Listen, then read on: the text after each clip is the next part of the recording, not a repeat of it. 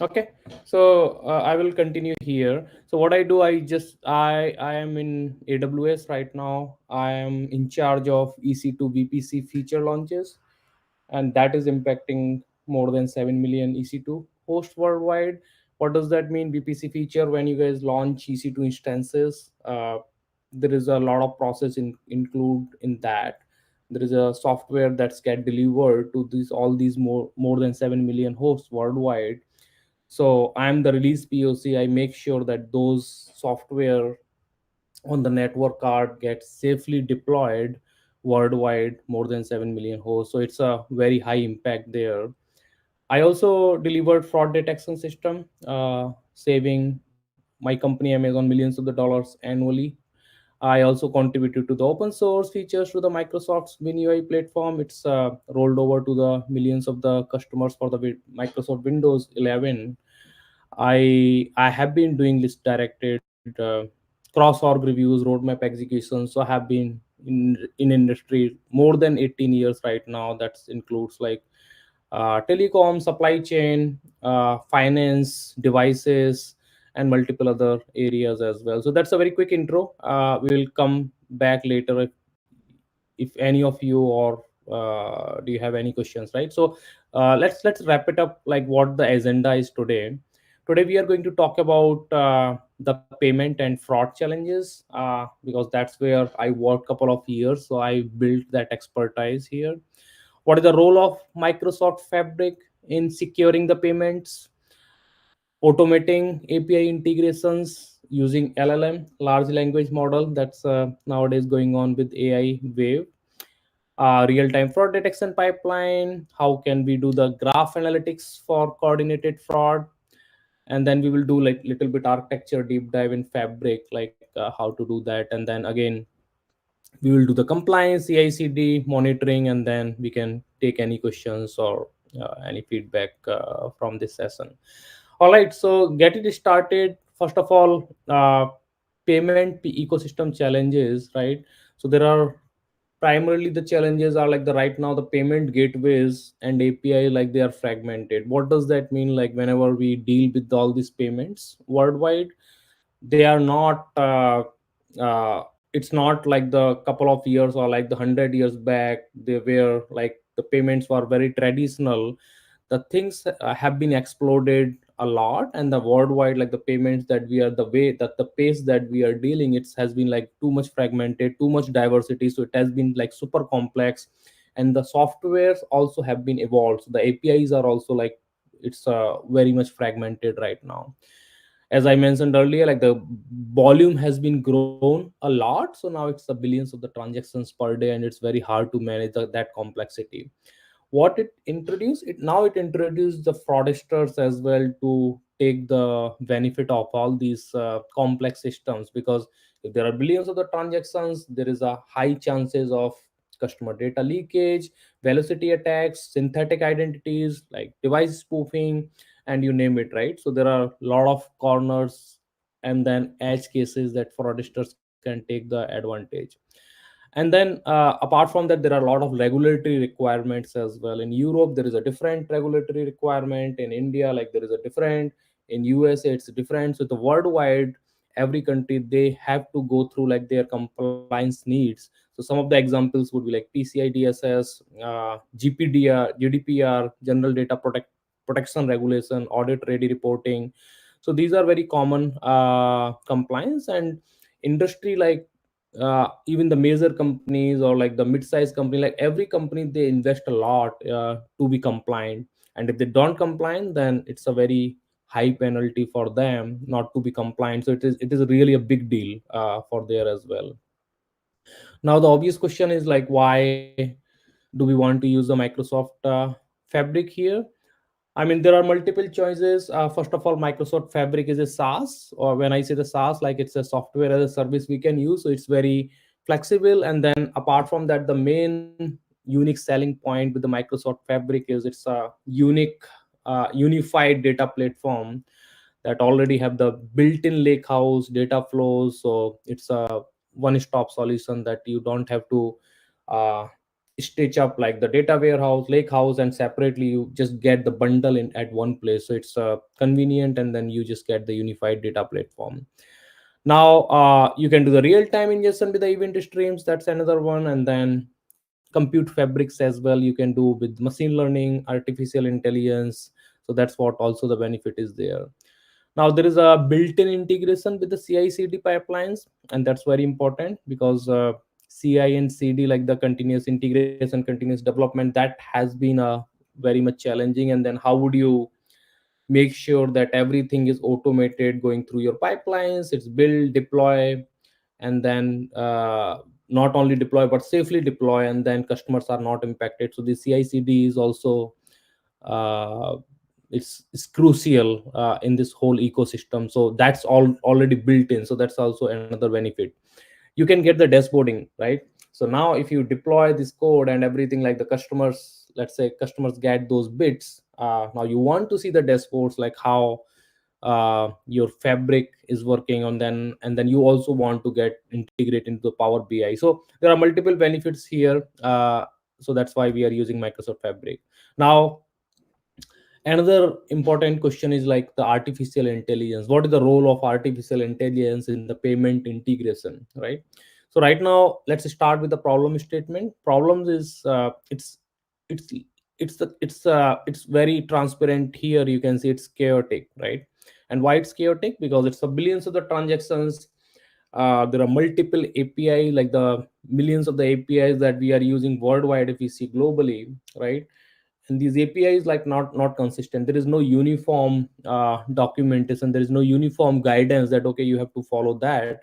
And that's where the complexity is, because every payment system, everything is very different, so we cannot unify that. That's another challenge, right? And now the AI also comes, right? So LLM driven ingestion of the API specifications happen. How does that happen? Because there are multiple APIs, right? Now you can create like another LLM, large language model. That layer, what it will do, it will try to understand customer, and then it will automatically call that particular API, right? So how we can use the LLM layer, and then we can save a lot of time, and then we can resolve a lot of complexity as well.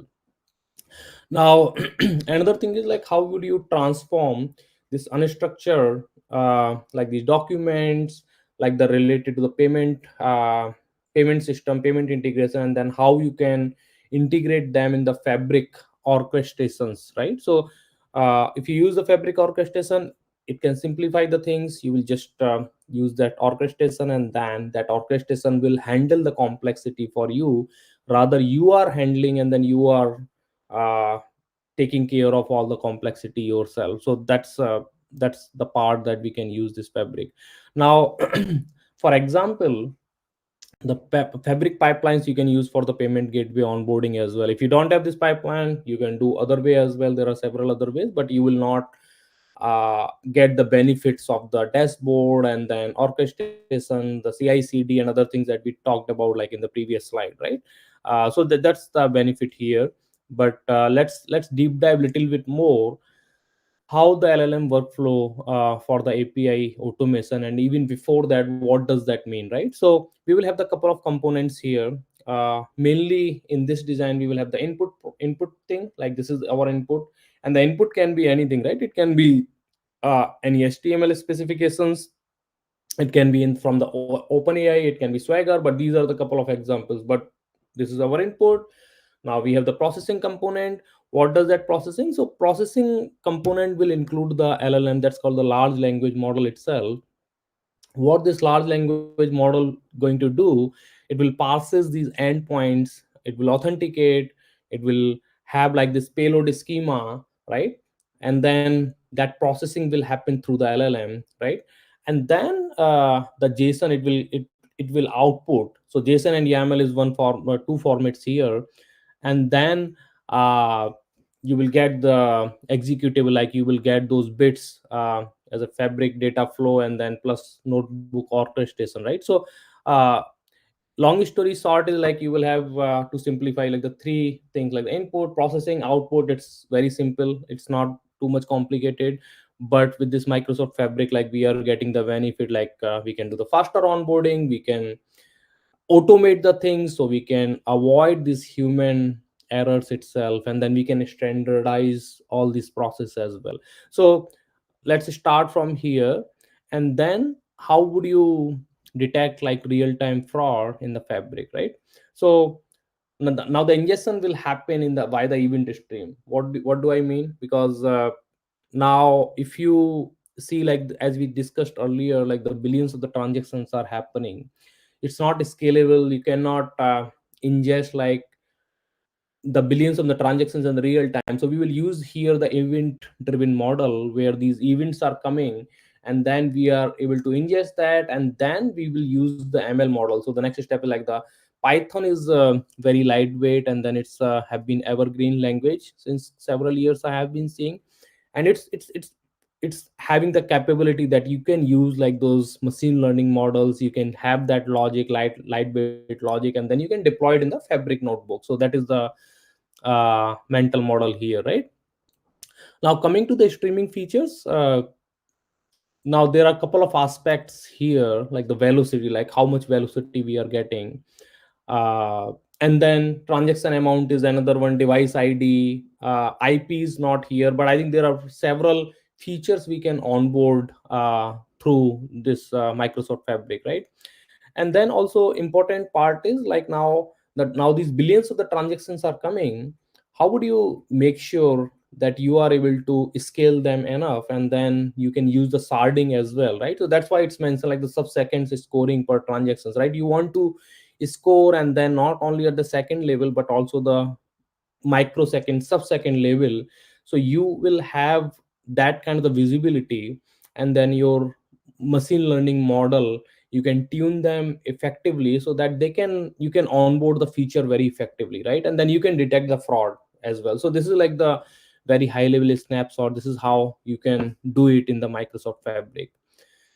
Now coming to the important point, that is the machine learning models, right? So there are multiple kind of the models that we can use, but here are a couple of examples like the supervised models that we can use, right?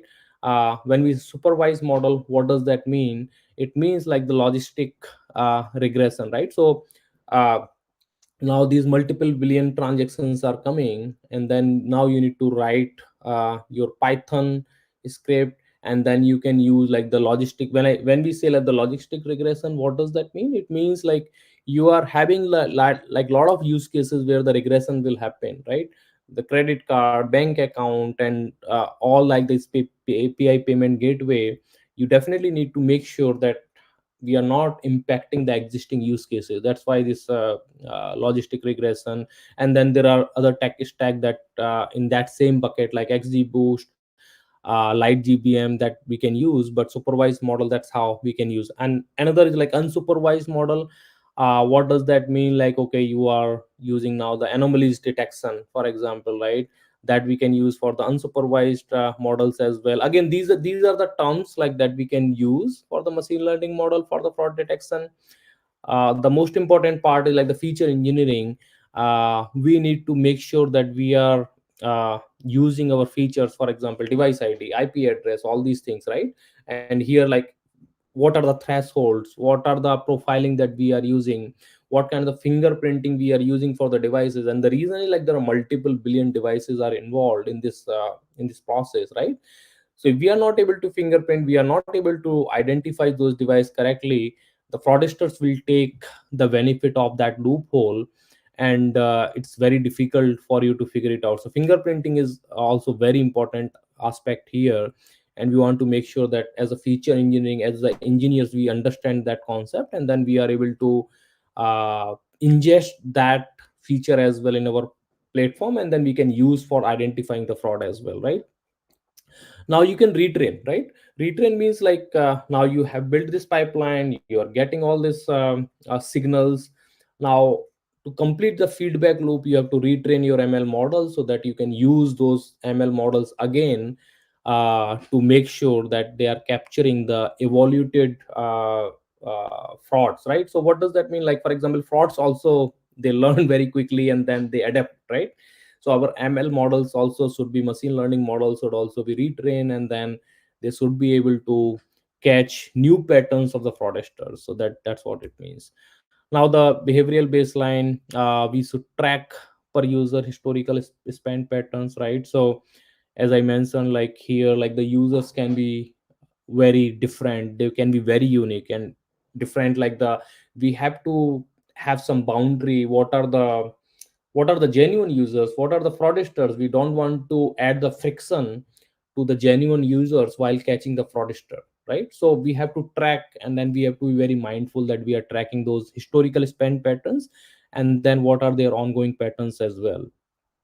Device plus IP geolocation histories, that's very important. The reason is like, uh, I'm sitting in USA Seattle right now, but someone can use can hack my device, or like they can use like the same IP address, or they can use my account from the different geolocation. So those patterns are very important to understand, like how this user has been using in which location, which geolocation it is there, what are their IPs, how it is going to be changed, what devices they are using. That is very important concept, right? Now the again the threshold thing, like the statistical thresholds to flag unusual behavior. The reason is like if we don't have the threshold defined, we will miss those unusual behavior, and then we will miss to catch those fraudsters as well. So this defining the threshold at that level is very important, like to flag the unusual behavior, right? Now this is the example, just a $5 day per baseline suddenly became 2000, right? So if you are measuring the pattern like it's a 5 day, historically, let's say for example for 30 days, now it has been become like 2000, it's a red flag. We should cut a operation ticket, we should investigate, we should make sure we are not impacting the business. So it's a very big deal. So we have to be mindful about these patterns, and then we should have like the our operations should be like mature enough that it's cutting the ticket, engaging with the customer, resolving that issue right away. So these are like the baseline we should definitely define, and that's very important aspect here. Now quickly covering like here the velocity and transaction threshold. Now the in the real time fraud detection, right, the velocity means like how fast they are coming, right? The velocity, like if it is too much velocity, as I mentioned earlier, the multiple billion transactions are happening per second, it's a tremendous amount of the scale that we are dealing with, right? It's that's also an indicator like the abnormal behavior, right? If it is how fast the things are coming. So now coming to the Microsoft Fabric tech stack, they enables like the continuous monitoring of the transactions, right? So if the continuous monitoring is happening per account, per device, using the technology of event system aggregation, right? Because the multiple streams will coming, like these events will also bombard to our system. Now if you are not if we are not using like this Fabric, like you have to maintain the operation cost, you have to maintain that infra yourself, right? But here you just can handle like everything, like those aggregation, and then Microsoft Fabric is handling that complexity for you. And then you can set, like as a user you can set like as a rule that okay, if it is more than 10 transactions occurring within 30 seconds, it will flag that okay, it's a fraud or it is a suspicion, and you need to investigate further. So uh, you don't need to deal with like the operations complexity, you don't need to deal with like the all the cross cutting concerns that Microsoft Fabric can handle here, and you can just use the flag, and then internally all this complexity will be handled by this software as a service, that Microsoft Fabric. So that is the idea here. Now these thresholds are calculated dynamically, that's also very important, right? uh, the reason is like it's called the dynamically because it's a detection of very high frequency micro batch aggregation within Fabric, ensure the data is processed within near real time. So that's also another benefit, because whenever we are having like this micro batch aggregation, we want to make sure that it has the real time latency, right? It's very important to do that, because we cannot create the bottleneck with our system. So that's why I think it's already reliable service, it's there in the market. Just go ahead and use that, get the near real time responsiveness. And we also want to find the balance uh, between, like, okay, now we want the high latency, but how accurate the result is there. So talk to your partners, make sure you understand the latency requirement. You make sure, like, okay, how much latency requirement you have to provide to your partners, and then plus also set the same benchmark for the accuracy. It should not be like there, okay, now you gave like the 1 second latency or 500 millisecond or very tight latency, but what about the accuracy, right? So you need to find the right balance as well. What is the benchmark, what the accuracy means here, how much accurate result you want to do, right? So that's very important. Now the device fingerprinting, as I mentioned earlier, it's very important concept. And I also learned it during my experience, because it's not very easy. Like you cannot figure it out, like if it is if there is no unique identifier that you can figure it out, that okay, it's a persistent identity for each user by capturing this metadata, right? Browser type, operating system, device identifier, IP address, right? So there are multiple factors here. You need to make sure that we have like this identity, it's not changing uh, very frequently, right? So we should define like this unique identifier, that okay, this fingerprinting is there and we can track that. Because customer I mean, these fraudsters will keep changing their identity, they will keep using like the new patterns. So we have to make sure that we understand that concept very clearly, and then combining these attributes will help us like to create the digital fingerprint that will remain consistent. If it is not remain consistent in our code, in our development, it is going to be digging lot of holes, and then we are in the spiral of doing that research. That's not going to help us. So we have to definitely take a step back, think about that, and then come up with this device fingerprinting concept, and then have the consistent tracking in our system, that we can catch all these fraudsters, right? For example, if the login changes, right? If login credential changes, how would you know? The only way to know, like if you have the unique identification, and then you can just do the fingerprinting using this device fingerprinting. Now the benefit is like it will allow the detection systems to identify when the same device is being used, and that is a concept, right? Multiple accounts people are using, they are using multiple device, but when the same device is getting used to access multiple accounts, a common pattern account take over the attempts, right? So detecting the mismatches between historical device fingerprints, new login attempts, add another layer of protection, right? So what has been customers using historically, and now what are how are their behaviors getting changed with the new login attempts, right? So that will we will understand with this device fingerprint concept. And that's very important to design our system in such a way that it's consistent for us to tracking. And if it is not consistent, it's uphill battle. All right, so here is the graph analytics for fraud rings. What does that mean? Like the fabric also integrates with the graph database. Nowadays you can see social media is exploding, right, everywhere. And then it's not easy, like you cannot use like the traditional database. I mean, you can definitely use, but it's a lot of complexity, right? So with the graph database, like the easily, like going through like the seeing, okay, what are the relations among these users, what are the relations, like how are they connected with each other. So graph database is really helpful here to traverse all those relationships, going from one user to another, and then all these in the tree traversal kind of way, right? So fabric also integrates, so you don't have to deal with that complexity as well.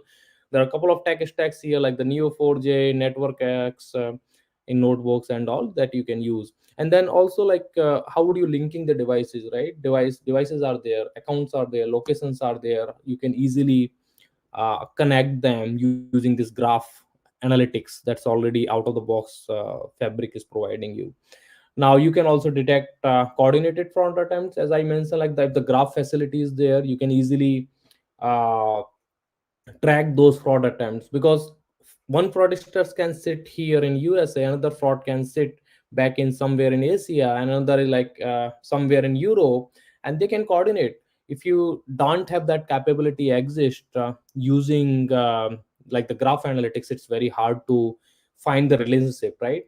At the SQL level, at the NoSQL, like other tech stack, they will, but you have to define that relationship with you, but you don't have to do that. Fortunately, we have this graph analytics, so just out of the box you just use it, and then you detect all these coordinated fraud attempts. All right, so now let's finally come back to the end-to-end architecture, how it is going to work. Uh, as I mentioned earlier, at the very high level, again the same thing. We have the ingestion layer where it will have the event stream. We'll have the API pipelines as well. We will have the processing layer, Fabric notebook, Python LLM, and then LLM orchestration. So it's the machine learning tech stack itself, right? And then another is the graph layer. Graph layer means like the device and account link analysis, right? And then finally it will have the output layer itself. So these layers are there, and then it will have the end-to-end architecture. It is like the more visually is also uh, very easy to understand, right? At the high level, we are ingesting the data, we are processing, we are doing the graph analysis, as we mentioned earlier. Like, okay, this is like the coordinated fraud attempt, we want to figure it out, right? Because the social media is exploding, people have the lot of way to manipulate the things. And then finally there are dashboards we can just use, like, okay, what are the patterns, how we are using that, and then create the monitoring as well to catch those fraud attempts, right? So that's like the end to end picture will look like. All right, so now talk about the containerized microservices, right? Now these models, they have to be operate like at the massive scale, right? If there are the billions of the transactions per seconds are happening, how would you make sure that there is no latency bottleneck? And that's why you need the containerized microservices, right? You will package those ML models and this fabric, Microsoft Fabric, that will allow these models to be deployed across its compute fabric with elastic scaling. So when we say elastic scaling, you don't want to be on the critical path that you are the one, like, okay, you are like, now these billions of the transactions are happening, and then you are manually scaling, right? You don't want to be in that business. So you want to reduce that complexity, let Microsoft Fabric handle that complexity for you, and then it can auto scale automatically, right? You don't want to worry about like all these cross cutting concerns, right? So whenever like the some prime days are happening, some holiday seasons like the Thanksgiving or Christmas days where people are, or Labor Day, Memorial Day, there are a lot of occasions, or like the Independence Day. So there are a lot of occasions where deals are happening, like the shopping things are happening, right? And then you want to make sure that the latency, you're not impacting the customer experience, right? So as I mentioned, there are two things. One is the customer friction, and another is the catching the fraudster. You want to catch those fraudsters without increasing the friction with the actual, with the genuine customers. So you need to find that balance. And then the way that you can find with the scaling, like the elastic scaling, and that Microsoft Fabric can help you here with the using the containerized microservice concept itself, right? And now the second bullet point, just make sure that we ensure like that it's a portable, it's a version control. Version control is a big deal, right? If it is giving you like that version control, you can safely roll back and then roll forward based on the version. But if it is not there, it's again uphill battle, and then you will not know how to unblock the customers, right? As I mentioned, like, okay, the faulty versions, like if it is there, then you can easily roll back without disrupting production pipeline. So the native Fabric monitoring tracks like the container health and performance in real time. That's very important aspect, right? If we don't know how our services health, what is the latency is happening, it's very hard to course correct those operational bottlenecks if we don't have those dashboards handy. So it's already providing that monitoring monitoring thing as well, and that's we can use for our improvement for the operational burden. All right, so let's move on here. CI/CD and compliance, that is also very important aspect. So these enterprises in the payment ecosystem, they should as in the beginning of this session I mentioned, like it's a very big deal to deal with these government regulations, right? There are regulations. You have the PCI DSS, like for example payment card industry data security standard, right? We have to adhere, like this industry, like these companies, they have to adhere like with these standard. Like there is no other choice. If they don't adhere, they are out of the business. They cannot run the business. They have to pay the high penalty.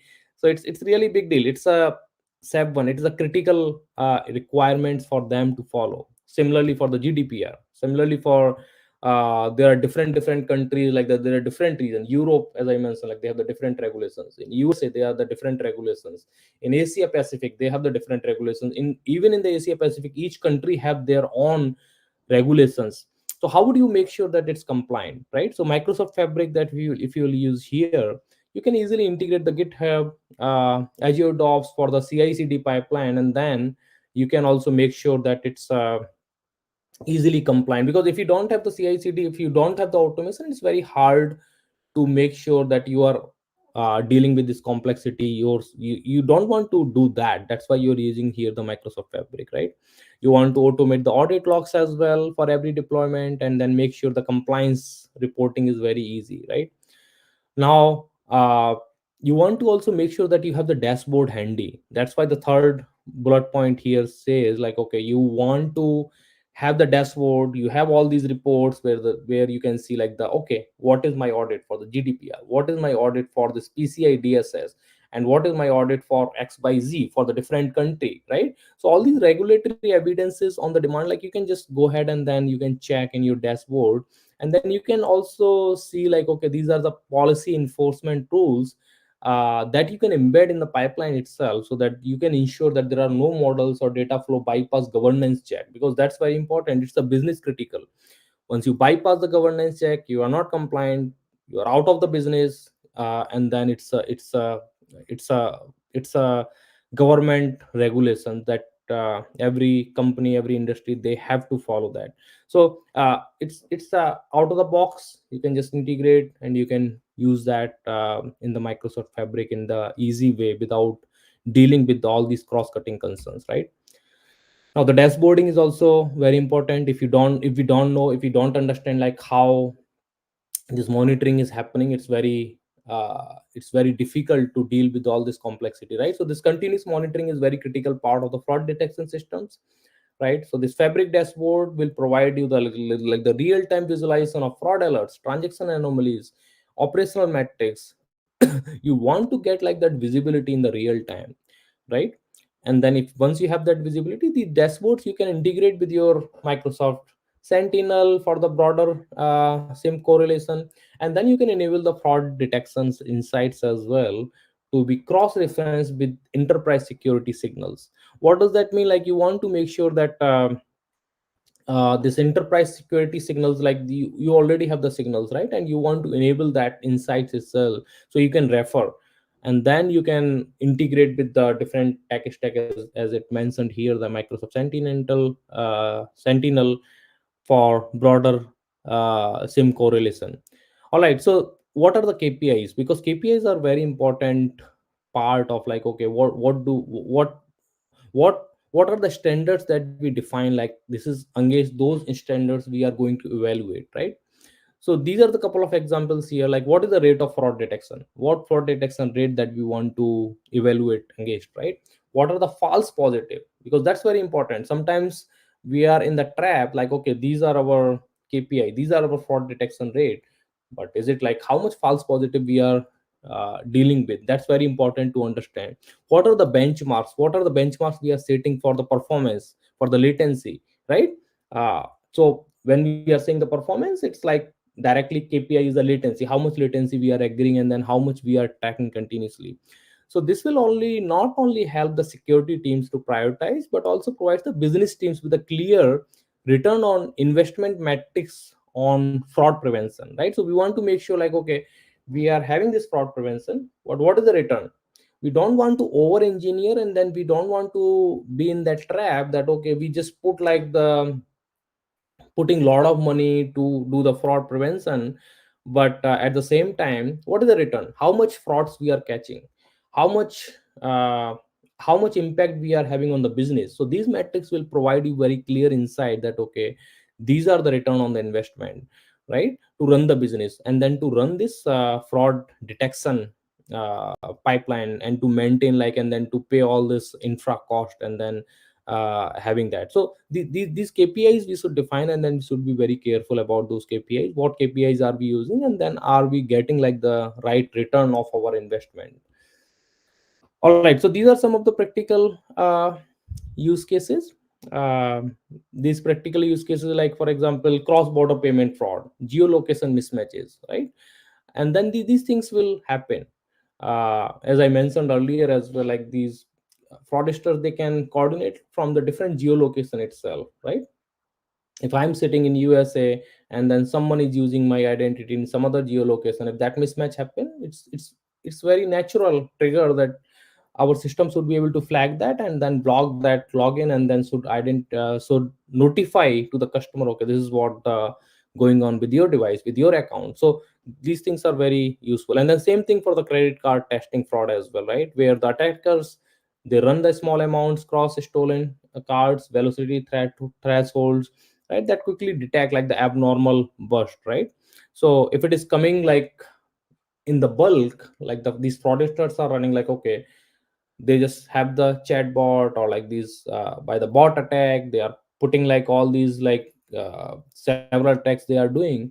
Our threshold should be able to quickly say, okay, this is anomaly, let's go ahead and then do that, raise that signal so that we can prevent that fraud, or then the catch the fraud. It depends upon the, it's are we doing like the proactive or reactive, it depends upon the fraud. But I think these kinds of testing we can just easily do with our this Microsoft Fabric tech stack itself. For example, instant loan disbursement verification, you want to make sure that there is no fraud is happening before the funds are transferred, right? So we can prevent the financial loss. That is also the practical industrial use case. Now, the finally, the subscription fraud monitoring, it will help you to identify what are the stolen credentials, right? That they use to activate the trial accounts or recurring services. Each of these use cases highlight like how Fabric's capabilities translate into real world business impact. So you take this tech stack, you use this software as a service, and then you directly impact like all those real world scenarios. So it's not like for the proof of concept or something, but you can directly uh, prevent the fraud. You can have the good return of the investment, and then you can have that industrial impact like the globally. All right, now what are the key takeaways here? As I mentioned here, like this large language model, they simplify a complex API onboarding. And how it does it, because think about, like, if we don't have this large language model, we don't have that gen AI capability, then this API, it's manual, there is no automation here, and then there is no intelligent identification that uh, you can identify those API calling. But with the LLM, you can easily onboard, and then also you can simplify that onboarding as well with writing these LLM scripts, and then with the automation itself, right? So it's a lot of benefit using the Gen AI here, if we understand that tech stack, and then we have the good experimentation setup as well. All right, and then Python, as I mentioned, like you use the Python in the machine learning models. It's a evergreen language, as I mentioned, so it's not very hard to learn. You just write your lightweight logic here, and then you use the Fabric, Microsoft Fabric, to make sure that you are meeting that sub-second latency as well. And you use the graph analytics as well, as I mentioned, like these coordinated frauds are happening, how these fraudsters are connected to each other, how are they making all these transactions in the fraudster way. So this graph analytics, they will also expose like all these network that is invisible to the rule base, because you can set the rule, but how do you make sure that you are able to traverse all those connections among all these fraudsters? So that's why this is going to be too much useful to use the graph analytics manner. Like this tech stack is out of the box in the Microsoft Fabric as well. And then last not the least, basically I would say like the ensures the compliance, right? uh, it's a big deal. Like you have to be compliant if you are have to be in the industry. Like there are a lot of government regulations, you have to be compliant. There should be the monitoring capability, and then scalability. If we are not able to meet the business scalable design demand, then we are out of the business. So these are the very crucial aspect that we have to understand. And that's at the same time, you don't want to spend your time, lot of energy to maintaining all these things yourself when this Fabric is already there. So you just use this Microsoft Fabric, and then you delegate all these cross-cutting concerns, let this software as a service handle for you, and then you focus on your business, you focus on your business logic, you set up all those models, and then you make sure that you are getting like the right insights from the this tech stack, and then you are making those mindful decisions to improve your business. Okay, so that's all for this session. uh, if you have any questions and all, this is my LinkedIn URL. You can reach out to me anytime, you can ping me there, and then whenever I get the time, I will just go ahead and then reply your questions. uh, and this is, thanks for your all your attendance today. Hope this session was useful for all of you. If you have any questions here, you can ping me or you can let me know, and then I can reply in the near real time here as well.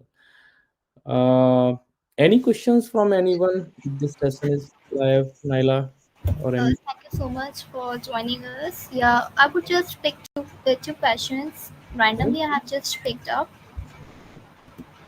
and rest Sure. we can just sign it over to you, and you can answer it afterwards as we have an upcoming session Sounds after good. this. Okay. Mhm. All right. So I'm reading the question here. The very first question is, according to the presentations, LLMs are used to automate API integrations.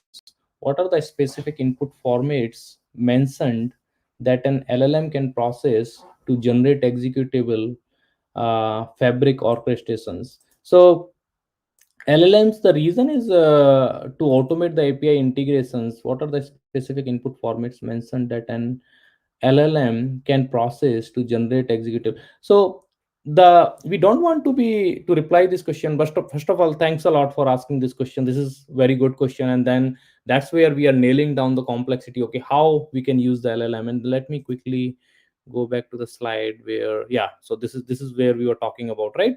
So you don't want to be limit you don't want to limit your LLM to be this input agnostic, right? Your LLM should be able to like the agnostic, like independent of whatever the inputs are there. So we don't want to be in that trap. Okay, these are the input formats that you can LLM only can process, right? I will give you a couple of examples here. For example, now you are developing the chatbot where you can have the voice. Okay, give me these products or something like that. The fraud can happen in that as well. You are using there the voice as an LLM, and then LLM, large language model, will identify your voice, will call the relevant API, will give you the search result, right? So that's one use case. But another use case might be in this payment related fraud, that okay, people are making the fraud and all, and then the input can be like anything. It can come in any format, but your LLM should identify that input format, and then it can plug into that fabric orchestration. So I would say, like, you want to design the LLM to for this input agnostic. That will be the best fit use case. You don't want to be like you don't want to customize your LLM too much here. In this particular case, these are coming as the events. So your LLM's layer should be able to understand those events very effectively. And these events can be anything. It depends upon your implementation, but your implementation should be generic enough that it's not following the custom logic, or you are not hard coding, or like you're not very dependent on that input, right? So you want to be input agnostic here, and there are a lot of ways that we can do through LLM here. So that is the first question. Hope it clarifies the thing. If not, ping me anytime, and then I can share more details, and I'm always uh, here to share my insights, learn from the industry, and then have the collaboration discussion. Now, coming to the second question here, the end-to-end architecture describes a graph layer. What is the primary purpose of this layer? What are the two specific tools or libraries mentioned that can be used within Microsoft Fabric to implement it? Okay, so the graph layer, as we mentioned, like what is the primary purpose of this layer? Yeah, I think I covered this thing a little bit there, but let me try to make sure that we understand this thing, right? So there are definitely tech stack. in the question they have asked like what are the two tech stack. I think the examples have been given here: new 4J connectors and the network X in the notebooks, right? So that's like the two tool that you can use. These are the libraries already there in the slide. So that's the answer of the second question. Now the coming to the first of the question, like what is the use of this graph in the architecture, right? Graph analysis.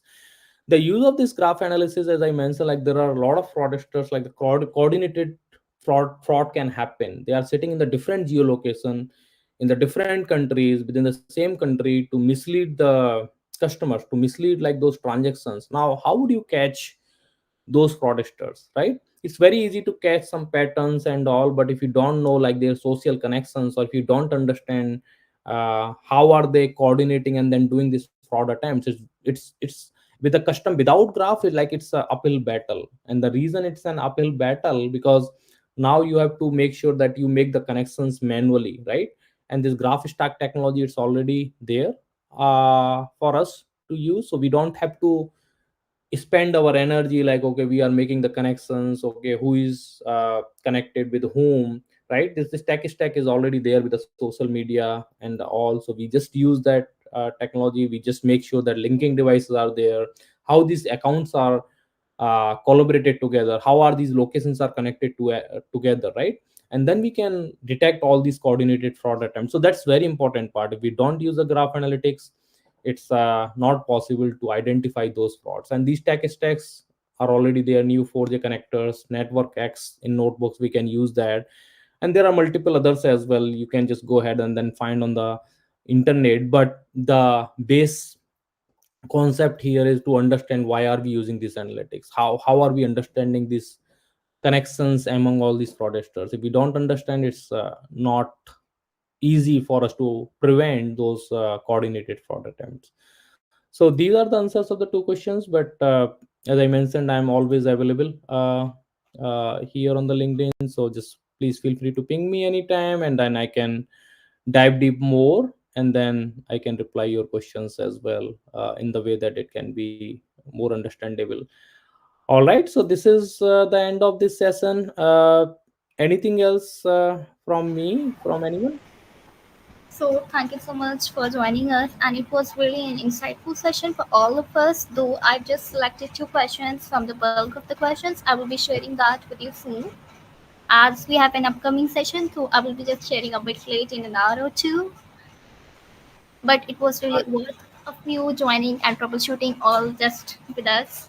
It was really a nice session. And if you would just like to add one piece of advice apart from your domain knowledge or this tech stuff just for general life, we would just love that. And after that, we are open to ending the session. Sounds good, Naila. It was pleasure. Thanks a lot. I'm privileged to get this opportunity. So thanks for this opportunity. I'm really grateful for this opportunity. So thanks a lot.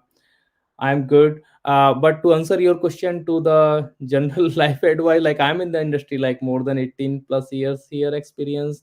The one key advice if I have to give, I will do like the continuous learning. At this industry has been changed, has evolved like since last 2 decades. I am seeing like lot of like the learning waves are happening. And then to be on the top of our market, on top of our industry, like it's very important, like we keep learning. So now this AI wave is there, that's where I'm just putting my all energy to understand all this LLM AI, artificial intelligence effectively, so that I can bring the business value to the marketplace that I am in, right? So that is the advice that I would like to share. But apart from that, it was really pleasure speaking here, and thanks a lot for all your time. I'm really grateful to be here. All right, then I Okay, will stop thank sharing you. here. Thanks, Naila. Take care. Bye for now.